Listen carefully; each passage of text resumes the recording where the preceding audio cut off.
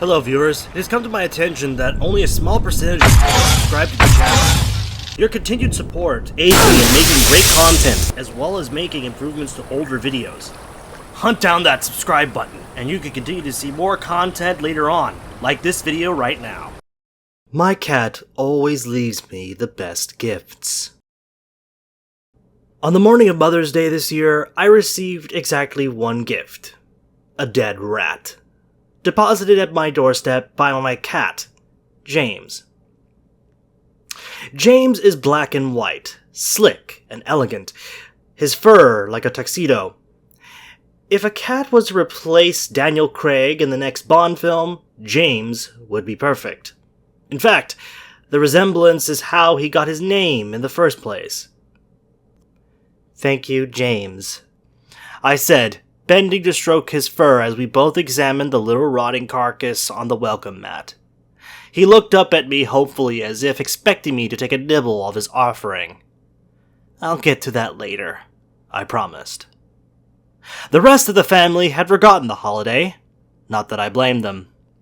My husband, Saito, was busy at work pulling 70-hour shifts as he prepared a series of PowerPoints to explain his company's corporate structure to a potential buyer. In the meantime, the twins, June and Lily, were busy with spring soccer and last-minute prep for their upcoming AP tests. I spent some time idly making myself coffee while the family slept. Then, around 9, they all flew past in a flurry, the twins off to a soccer game, and Saito headed to the office. It wasn't until they all left that a lump began to form in my throat, and I headed to the backyard to have a little cry. I felt silly. It was a made-up holiday after all, not like Christmas or a birthday. Though Saito forgot my birthday too this year. For a few minutes, I sat on one of the patio chairs, sniffling pathetically, hoping no one returned early to see me like this. I was about to go back in when I saw James. He was over in the corner of the yard, lying in the shade. Right away I could tell something was off about him. James always slept curled in a ball, his chin resting on his rear haunch. Today, he was stretched out, bent awkwardly. Even stranger, he seemed to shimmer in a few spots where the dappled sunlight caught his fur. Slowly, I walked over, clicked my tongue in the way he liked. When he didn't move, I softly called his name. Finally, I reached out to him, only to find his fur wet. Drawing my hand back, I found it red and bloody in the sunlight, which is when I started screaming. I called Saito a few minutes later. "I need you to come home," I said. "James is dead." "Your friend James? From college?" "Our cat!" I realized I was screaming into the phone. "Our only cat!" I could practically hear him roll his eyes at the far end of the line. "It's not a good day for this," he said. "I can come back a bit early, take care of the body. Just leave it alone for now." I spent many hours alone that day, sitting in the backyard. In time, flies found James and began to lick at him, with their little straw mouths dipping their horrible little hands in his blood and rubbing them together. It was no use shooing them away. I was sunburned raw by the time Saito came home. He looked at me, incredulous. "What happened to you?" "I was standing vigil," I explained. He rubbed the bridge of his nose. "Where's the cat?" he asked, and I gestured to the backyard. Every inch of my skin throbbed from the sunburn, but it felt right, like my inside and outside pain matched in some harmonious way. Saito grabbed the wastebasket and started walking toward the backyard. "What are you doing?" I asked. "Taking care of James," he said, trying to use a gentle tone, as if explaining to a child that it was time for bed. "You'll bury him," I said, "at the foot of the maple, 3 feet deep at least." He shook his head. "That's not even legal, hon. Besides, I was working all day. I'm exhausted." 3 feet deep, I said, and then went into the garage to find a shovel. The one I located was unused, though we must have bought it years ago. Brought it in and handed it to Saito. He took it without a word and went outside. An hour later, he came in, dirty and sweaty. He headed to the shower. I walked to the maple tree to find the earth there freshly disturbed from digging. Then I found one of James's favorite toys, a fuzzy bird that had once had a bell inside, and affixed it to a stick, which I placed at the head of the grave. At dinner, the twins showed up, still in their soccer uniforms. They spent the day at the park with friends after the game. "Happy Mother's Day," said June, somewhat sheepishly. She handed me an envelope with a gift card to Jazzy Juice inside. "Thanks," I said. What's Jazzy Juice?" "It's a smoothie thing," explained Lily. "It's $20.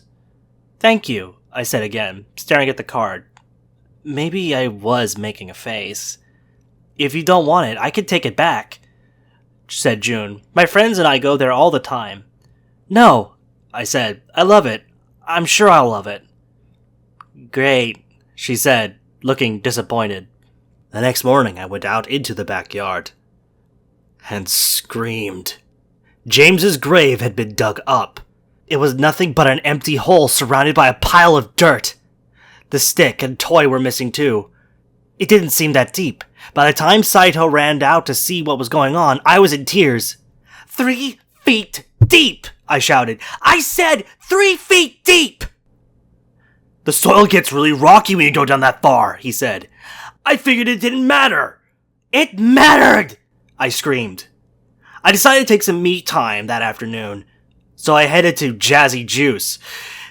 I tried to figure out the menu while I was in line, but I got overwhelmed by all the options. Finally, when I got to the front of the line, I asked if I could just get a basic orange juice. "It would be more like an orange smoothie," said the girl behind the counter. A thin redhead in her 20s, covered in tattoos. That's no good," I said. "I don't really like pulp. No pulp, please." "That's not really what we do here," she said. "Maybe it's a good day to try something new. The Berry Blitz is super popular." "I want my orange juice," I said. I was probably a little rude, but I was at my limit. "I've got a gift card," I added, "for $20. "Fine," she said. Then, I swear under her breath, she added, "Boomer bitch." "Excuse me?" She didn't make my eyes. Instead, she turned and started throwing frozen oranges into a blender. "I'm 34!" I shouted over the noise as she started the blender. "I'm a millennial! Maybe Gen X!" Finally, she handed me my drink. It was so pulpy it clogged the straw. She shot me a shit-eating smile. "Have a nice day." I chucked my drink in the garbage on my way out the door. That night, I found myself crying as I tried to make dinner. I could see the hole that had once contained James's body through the kitchen window, and I couldn't help glancing at it as I tried to peel zucchini. It struck me that James had been the only one in the world who loved me at all. Even worse, it seemed unlikely that no one would ever love me again. I was aging, chubby, and boring. The world didn't want me anymore. Without realizing it, I made a deep cut in my thumb and started bleeding everywhere. For a minute, I just watched the blood ooze out of me, all over the vegetables. That night, I heard a thump.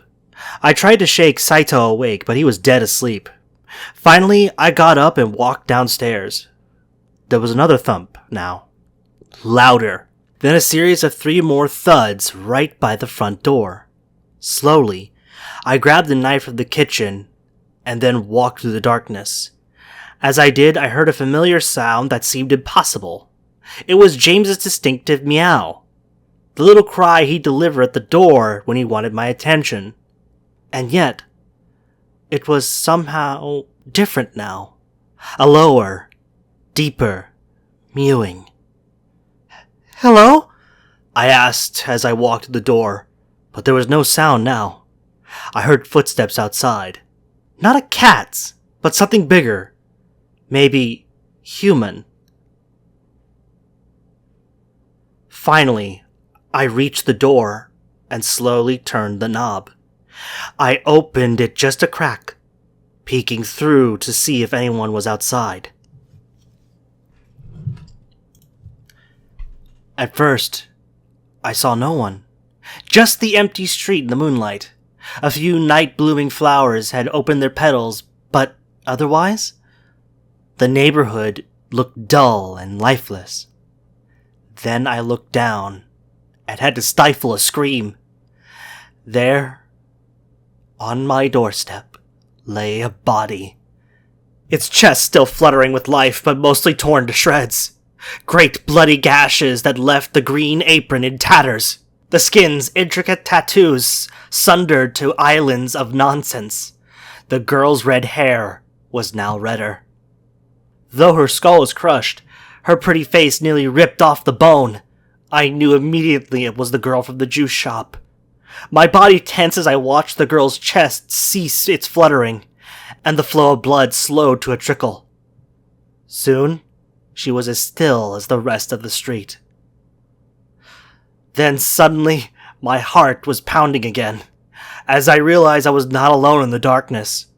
Something dark and massive was moving past the nearby bushes, watching me examine its kill.